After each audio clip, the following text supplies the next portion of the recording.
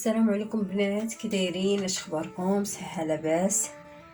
نتمنى الفيديو ديالي يلقاكم على خير وبخير وبصحه جيده. اليوم ان شاء الله غادي ندير لكم كيكه تتجي رائعه. على بركه الله غادي نبداو في المقادير. تنحتاجو شويه الحامض معصر، عصرة الحامض، كيس لافاني، 2 اكياس الخميره خميرة كيماوية، كاس الحليب،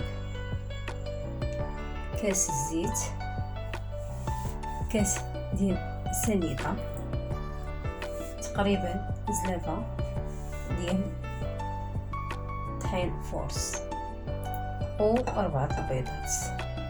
على بركة الله نبداو الطريقة. دائما البيض تنحتاجو زلافة باش ندير كل بيضة وحدها، باش تقدر تكون شي بيضة خاسرة تخسر ليا كاع البيض.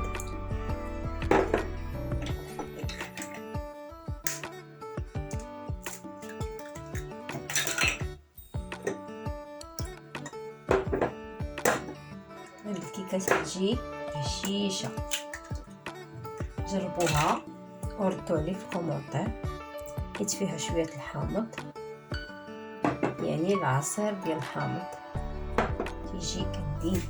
بيسه ديال الملح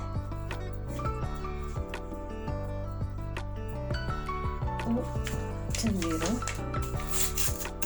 فانيا، سكر فاني، وتنحاول نقرب اليدوي. تزيد كالسنيدة،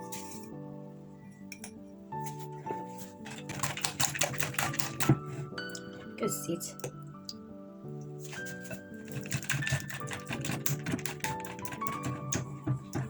نزيدو الحليب، نحاول نقرب مزيان الخليط ديالي، وندير الحامض، يعني عصير الليمون او عصير الحامض مزيان. صدقوني جربوها وردوا لي في الكومونتير تجي جديده. نحاول ندير بشويه بشويه الطحين،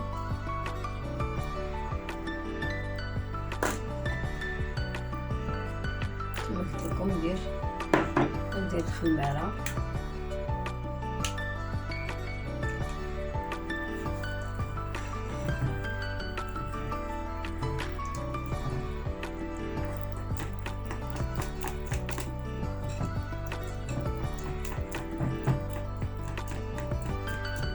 نزيد الطحين،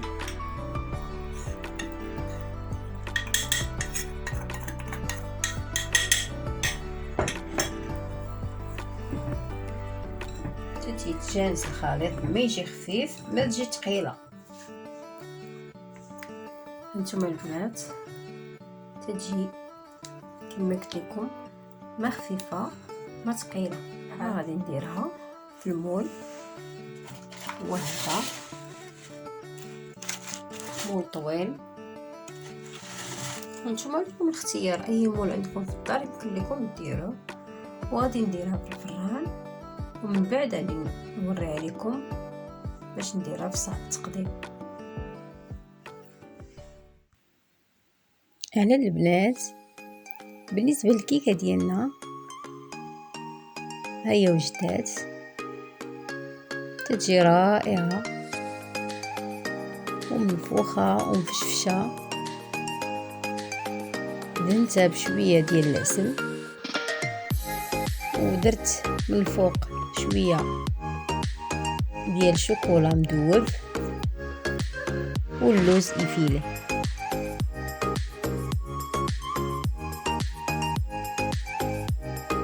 تتجي لذيذه،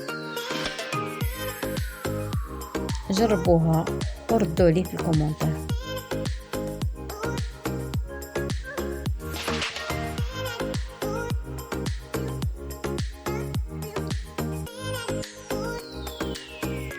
ما تبخلوش عليا باللايك، ديروا لي ابوني، فعلوا لي الجرس باش يوصلكم بكل جديد.